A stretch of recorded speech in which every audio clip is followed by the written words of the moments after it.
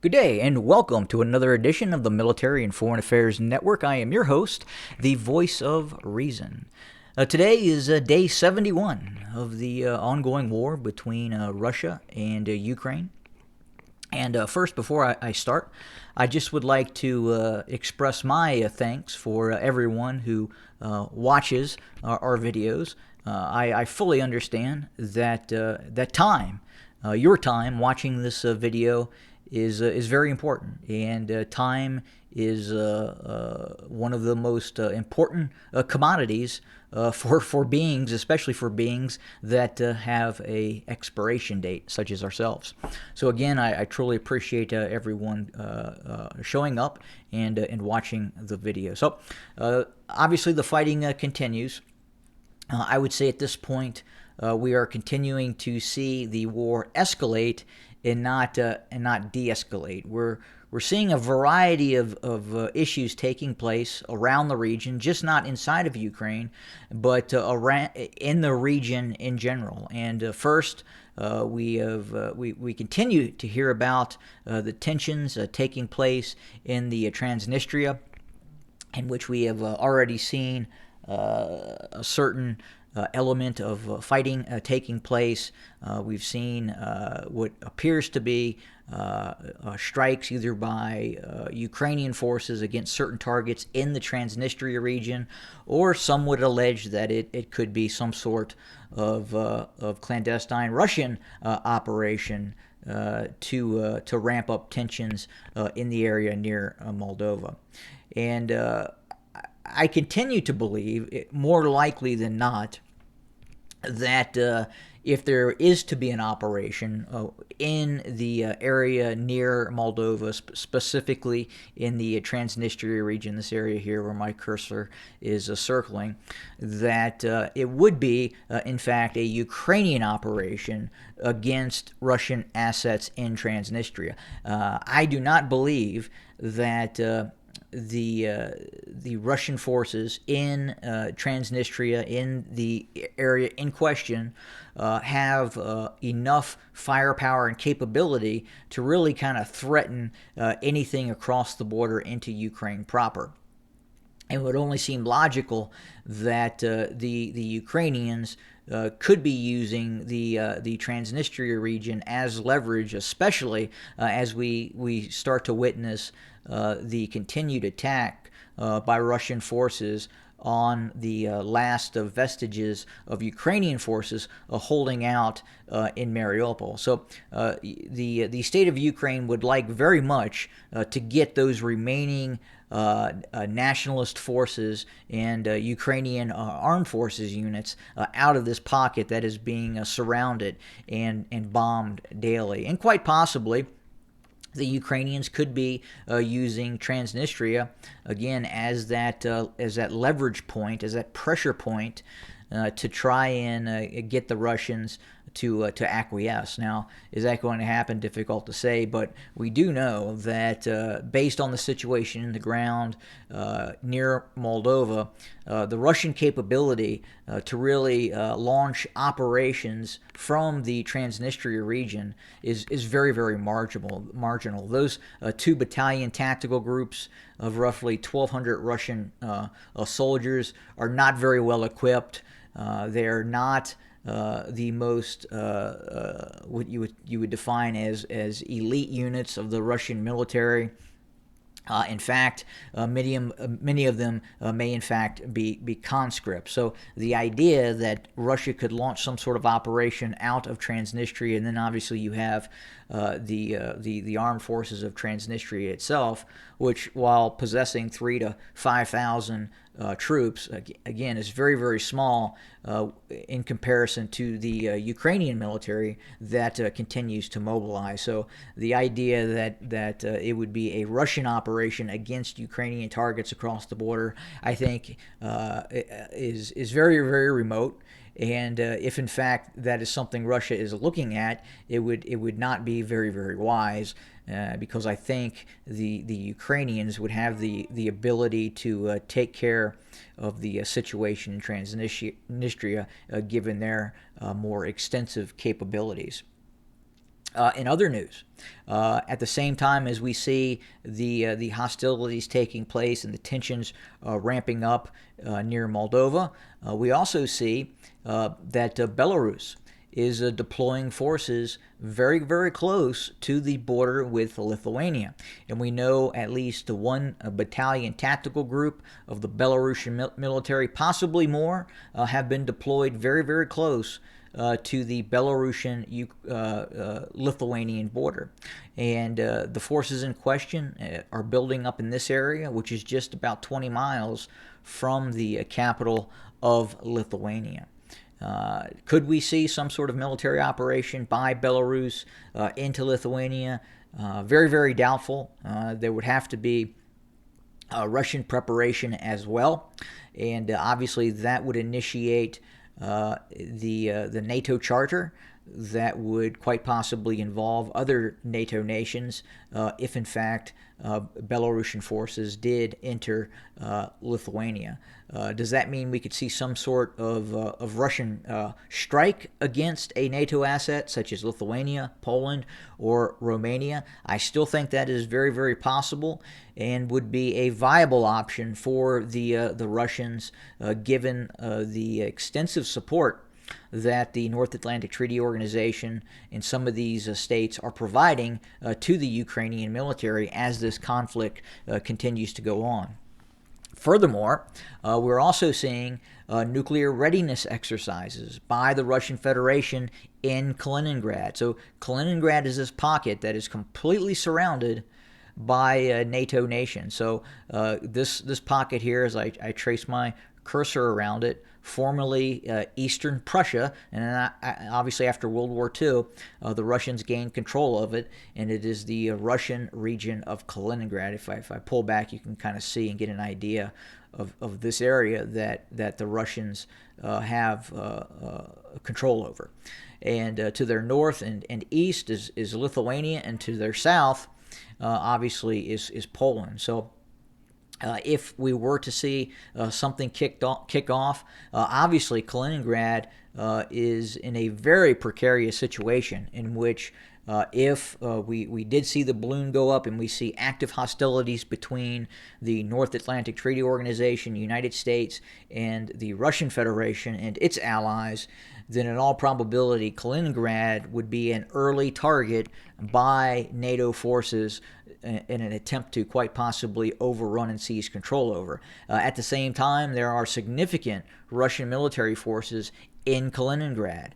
And just recently, within the last 48 hours, we have seen nuclear readiness exercises in which Iskander missile systems were used in practice, in preparation for launching low-yield tactical nuclear weapons from these ballistic missile systems, and they can also fire cruise missiles as well. So very, very difficult to intercept these Iskanders, especially when being used in their semi-ballistic attack profile in that specific system. But that is another reason why we say that this conflict is continuing to escalate. And I don't think anyone goes into conflict believing initially that the conflict could in fact expand and escalate.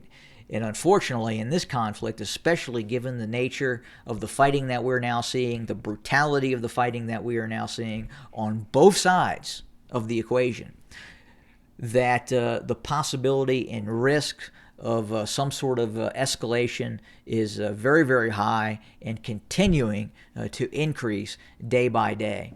I believe at this point there are certain assets in NATO territory that quite honestly Vladimir Putin would like to target. And I think one of those systems would be the Aegis Ashore system located in Romania. And I've done a video on that before, and you can go back to that video and I show you exactly where that system is at and why it rubs the Kremlin the wrong way, and why we could see some sort of hypersonic missile or some sort of a Iskander missile attack against that target located in Romania, if the conflict continues to escalate. But right now, hopefully that will not occur in terms of escalation. I would say, as I've talked about before, that probability continues to increase. I do not believe it is decreasing, and especially as Russia continues to be challenged by the Ukrainian military, and we're continuing to see that. And right now we're really seeing that near Kharkiv. And we continue to see Ukrainian forces build up in this second largest city inside of Ukraine, and we continue to see the Ukrainian military launch counter operations against Russian forces. And right now, there are certain Ukrainian units that are very, very close to the Russian border with Ukraine, and we have seen a number of strikes by Ukrainian forces against Russian targets deep inside of Russia. Well, I don't want to say deep, but however, given the distance that you would consider that deep, is Belgorod deep? Maybe not, but it is a very large, important city with military infrastructure crucial to the Russian ongoing war effort. And we have seen targets hit inside of Belgorod by the Ukrainian military. In addition, we have seen attempted attacks near Kursk, and we have seen successful attacks taking place near Bryansk, deep inside of the Russian Federation. And there's been speculation that maybe on May 9th that Vladimir Putin could announce total mobilization and formally declare war against Ukraine, and that would do a couple of different things that would probably be vital to the Russian war effort. But more importantly, I guess the question is are the Russians actively mobilizing now? However, that information is just not being transmitted to the general public at large. It is being reported that, at least in Moscow, there is not active recruiting occurring. Much of the recruiting that is taking place for additional personnel to join the Russian armed forces is taking place in areas outside of Moscow. So hypothetically, could we see on May 9th an overall effort by the Kremlin to announce a total mobilization of forces under the guise that it is facing an immediate threat from the forces of the North Atlantic Treaty Organization? And I don't want to say guise. I think probably the guise is the wrong term, because the Russians are in fact dealing with that issue, and the North Atlantic Treaty Organization, the United States, is actively supporting the Ukrainian military in terms of equipment, and that is only increasing in terms of the sheer amounts of equipment that are entering Ukraine, and the continued assistance by the United States and its NATO partners in relaying direct intelligence to Ukrainian forces. And now we're seeing in certain Western mainstream media outlets that is now being acknowledged that direct U.S. assistance in the form of intelligence has in fact led directly to the elimination of Russian generals in this conflict. And I talked about that yesterday, how the direct signal support by the NATO alliance, by the United States, was transmitting information directly to Ukrainian forces on the position, the exact precise positions of certain leadership assets of Russian forces and Russian general staff officers that were actively participating in the ongoing Ukrainian military operation. And that information that has been handed over to the Ukrainians has resulted in the death and or wounding of several Russian high-ranking staff officers. And we'll probably continue to see that occur as the conflict continues, and that's another reason why I say the risk of escalation is incredibly high. The risk of this conflict of turning into what you would define as quite possibly a slow-moving World War III is very, very probable. I think that if we fast forward into the future and that does not in fact happen, and we look back in terms of history and what was done, what was said, what was going through the minds of the two opposing forces, I would say that that we'll soon find out. Well, maybe not soon, but in the years to come, if this doesn't turn into World War III, I think we will find out that in fact we were very, very close at times to seeing a direct engagement between Russian forces and the forces of either the United States and its NATO partners. So very, very concerning as this conflict continues.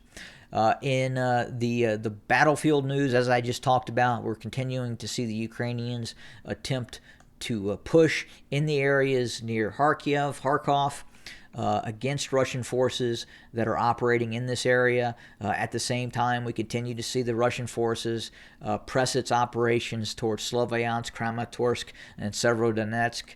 We continue to see brutal, heavy fighting taking place in Popasnaya. There are verified reports of intense urban warfare taking place in that city between Russian forces and Ukrainian forces. We continue to see heavy fighting taking place on the outskirts of Severodonetsk, including continued artillery pounding of the city itself. And of course, we continue to see fighting taking place within the vicinity of both of Izium and to the southeast near the town of Lyman, where the Russian forces continue to press its attack in the direction of both Lyman and south of Izium. But that is the news for today. We will continue to monitor, report, and bring you further information as we continue to look at what's going on and try to decipher where this conflict could quite possibly be heading. Again, thank you very much for joining us. Truly appreciate it. Have a great day.